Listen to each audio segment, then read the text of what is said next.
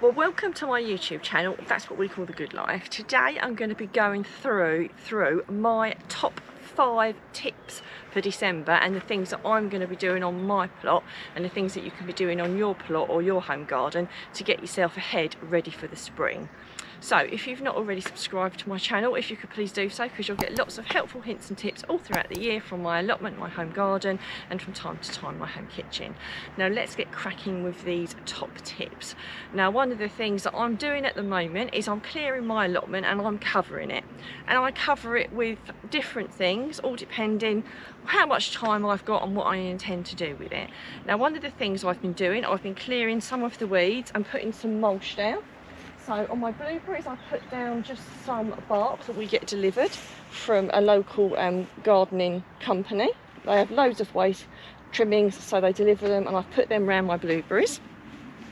Around my garlics I've mulched some compost that's come off of my compost heap at the top, and I've got some more here to mulch around my onions as well. So it's a really good way of keeping the weeds down, because one thing that garlic, leeks and onions don't like, they really don't like to compete with weeds. So this is a really good way of keeping the weeds down and saving you a little bit of time, and also giving them a little bit of nutrition at exactly the same time, because obviously things that go into my composter, I've got a whole host of different things in my composter which are going to provide lots of lovely nutrients and not just be a weed suppressant as well. Now I'll finish covering all that in a moment, but one of the other things I do is I use ground cover as well.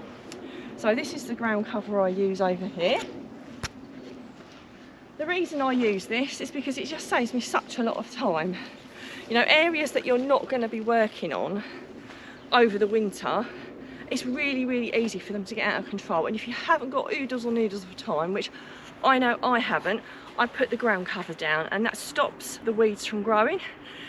It buys me a little bit of time, so if I need to get it dug over in the spring, I've got it covered, it stays moist and warm underneath, and it makes life such a lot easier for me. If you're not able to purchase some of this, I do have some in my allotment shop, so there's a link up on the screen and also in the description if you'd like to get some of that ground cover for yourself. But like I say, it has saved me such a lot of time, and it means that I keep a handle on my allotment, when if I didn't, if I'm really honest with you, I think I would really struggle without it. The other thing that you can be doing in December, and some jobs that I've been doing, are planting and sowing. Believe it or not, there's actually quite a lot of things you can plant and sow, and again, gets you ahead for the spring, so you haven't got quite so much to do when it warms up. So I've got some overwintering onions that I've got in, I've got some garlic, there's lots and lots of other things you can be sowing and planting as well, and if you're interested in that, there is a link up on the screen for another video that goes into what to sow and plant in December, if that's what you want to do. The other thing on your allotment, and it's a really good time to be doing that, is general infrastructure, whether it's mending things like your shed or fences or painting things. It's a really good time because it's not quite so busy, so you've got a little bit more time to be thinking about infrastructure. And if you're thinking about putting in raised beds and that sort of thing, I've got a couple here. Before I had my raised beds in, I didn't really rate them that much, I will be really honest with you, but now I've got my raised beds, I do intend to get more. So again, infrastructure is really important. And again, if you want a little bit of seating, we've barked an area over here with some chickens, and although some of it will be planted on, I'm planning on putting a little bit of seating in there, because one thing I find when I'm up the allotment, I'm running around, I've got nowhere to sit down if I feel like having a rest and having a cup of tea or something. So that's a really good thing to be doing as well. And of course, harvesting. While there aren't the amount of things that you have in the summer, there are still lots and lots of things that you can be harvesting, and I'm harvesting at the moment. I've dug a healthy amount of carrots there, which look absolutely fantastic. They've come on absolutely beautifully. The other thing I've got plenty of is Bright Lights chard. I've got some here and I've got some at home. Incredibly versatile, goes right through the winter, and it only usually goes over when you head into the spring and it goes to seed. I get the Bright Lights chard because you get lots of different colour stalks, as you can see here. You've got yellows, you've got bright pinks, you've got reds, you've got traditional green. It's such an incredibly versatile vegetable. You can use it in salads, stir fries, stews, all sorts of weird and wonderful things. And I even use the stalks as well.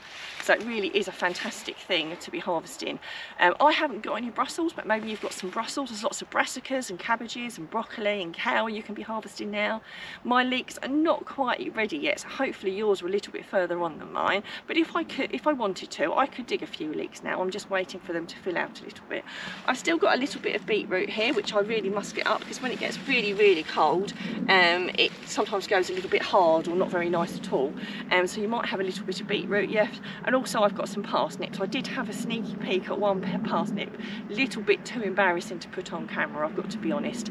So they do need a little bit longer to fill out. So the other thing you can be doing is pruning your fruit bushes and fruit trees. So over the next few months I will be pruning my black currants, my gooseberries, my raspberries. I shall be getting those ready, taking out all the dead wood. And with your fruit trees, it does all depend on your trees, so do check whether you should be pruning this time of year, to check what variety you've got, because some like it and some don't. So rather than me tell you a blanket answer to that, if you know what you've got, Google it and then check whether it's the right time to be pruning that. We have pruned some of ours, but we know that it's the right time to do it. But pruning is definitely something that's a really good job to be doing on one of the wintry days, again, ready for next year. So if you're wondering what else you can be doing, if you're not sure how to look after your rhubarb, there is a link up on the screen on how to look after your rhubarb over the winter.